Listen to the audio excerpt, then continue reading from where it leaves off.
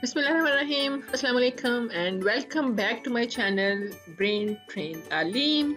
I'm Farzana Shaheen and we are doing English grammar, and in English grammar we are doing 4 types of sentence structure. We have completed first one.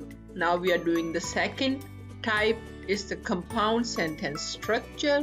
Compound sentence structure क्या होता है, ये sentence की कौन सी किस्म है, इसके बारे में जानते हैं।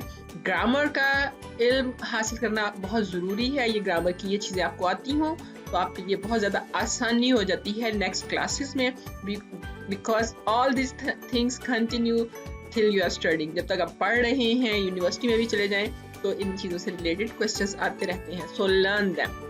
तो what is compound sentence? This kind of structure, यानी जो बनावट है सेंटेंस की, कंपाउंड सेंटेंस की, ये क्या होती है? A compound sentence is two or more independent clauses joined by a conjunction or semicolon. ठीक है, कंपाउंड सेंटेंस जो है ये टू यानी दो या इससे भी ज्यादा इंडिपेंडेंट क्लॉजेस होंगी। इंडिपेंडेंट क्लॉजेस मैं आपको बता चुकी हूँ पहले क्या होती है पिछले लेसन में। इससे पहले जो हमने सिंपल सेंटेंस स्ट्रक्चर किया है उसमें मैंने बताया आपको, you can watch that. And join, इनको जॉइन किया जाता है किसके जरिए? कंजंक्शन या फिर सेमीकोलन के जरिए। अभी कंजंक्शन और सेमीकोलन की वीडियोस भी अलग से मौजूद हैं। कंजंक्शन आप पार्ट्स ऑफ स्पीच में देख सकते हैं। देन इससे each of these clauses could form a sentence alone. जब आप कंपाउंड सेंटेंस बना रहे हैं तो ये इंडिपेंडेंट क्लॉजेस होनी चाहिए। So a compound sentence is like two or more simple sentences added together. तो इसका मतलब ये हुआ कि कंपाउंड सेंटेंस क्या होता है कि दो या दो से ज्यादा सिंपल सेंटेंसेस को आप जब ज्वाइन कर लेते हैं, ऐड कर लेते हैं, एक बना देते हैं उनका सेंटेंस, इन रूल्स का ख्याल रखते हुए कि कंजंक्शन और सेमीकोलन यूज करना है इसमें से कुछ एक, तो वो कंपाउंड सेंटेंस कहलाता है। And compound sentence does not contain any dependent clauses. ये याद रखना है। They are only constructed with independent clauses. Dependent और independent में फर्क है, you can see that. ये opposite है। हम दो sentences हो और किस तरह से उसको एक compound sentence में change करेंगे। First you can see here, I like coffee, ये एक sentence है, ये एक independent clause है। Mary likes tea, this is another independent clause। ठीक है, ये दोनों clauses हैं independent clauses। independent clauses full complete sentence है। अब इनको अगर हमने join करके one sentence बनाना हो तो वो compound sentence होगा। How will you make it?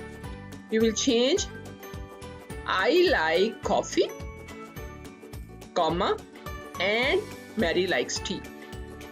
ये याद रखें, यहाँ पे आपने comma भी लगाना है। Then next one is Mary went to work, John went to the party, I went home। अब यहाँ पे 3 sentences हैं, यहाँ पे सिर्फ 2 थे, only 2, here we can see there are 3। So how will you do it? It would be Mary went to work, comma, but, why is but? Because it's a different thing, and तो same चीज़ों के लिए use होता है, तो but different चीज़ है। But John went to the party and I went home। So remember, इनसे पहले आप comma यूज कर रहे हैं और ये हैं words जो आप इनको यूज कर रहे हैं join करने के लिए। Then the next one is our car broke down, we came last। So now how will you change them into one sentence? That would be the compound sentence। Our car broke down and then this is semicolon। Semicolon के साथ बनता है, मैंने आपको बताया था पहले। We came last। यहाँ पे रीजंस क्या हैं ये आपको सेमीकोलन वाले वीडियो में पता चलेगा। Joining compound sentences with coordinating conjunctions, यानी coordinating conjunctions के साथ जब हम sentences को join करके compound sentence बनाते हैं तो वो कैसे बनाते हैं? You will see here। We usually join independent clauses with one of the 7 coordinating conjunctions। 7 हैं coordinating conjunctions उनकी हेल्प से, उनको यूज करते हुए हम मोस्टली ये जो कंपाउंड सेंटेंसेस हैं वो बनाते हैं. You can see here independent clause, फिर कॉमा होगा उसके बाद, देन कोऑर्डिनेटिंग कंजंक्शंस यूज होंगे यहाँ पे, फिर से इंडिपेंडेंट क्लॉज. रिमेंबर अगेन, मैं याद दिला रही हूँ कि इंडिपेंडेंट क्लॉजेस यूज होनी है दोनों, not dependent. Remember, okay. The next we see the term coordinating conjunctions sounds complicated. यानी अगर आप ये कहते क्या होगा, पता नहीं ये क्या चीज है coordinating conjunctions. No, they are not hard. They are very easy. In fact, there are only 7 of them. बिल्कुल 7 हैं, इससे ज्यादा नहीं है. And they are all short. छोटे छोटे से भी हैं. 1 syllable है इनका only. 1 syllable word.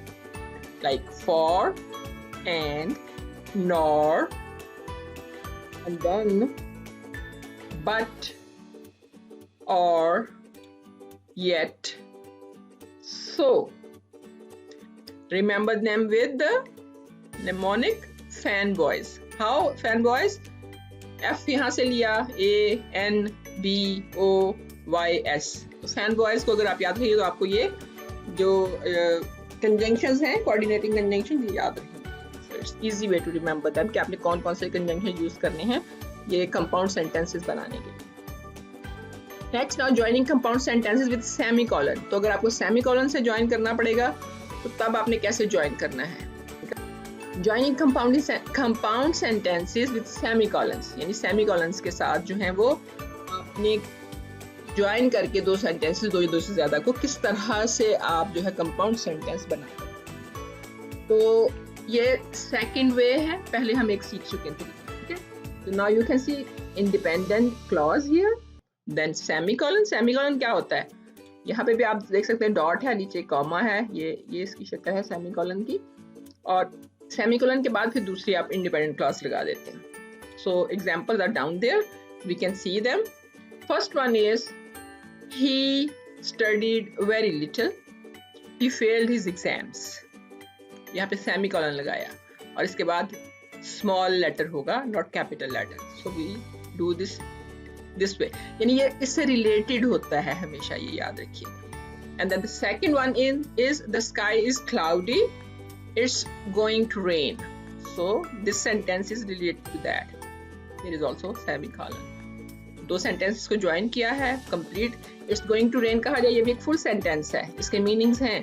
लेकिन यहाँ पे ये होता है कंपाउंड सेंटेंस में कि पहले सेंटेंस का दूसरे के साथ जो है वो रिलेशन होता है.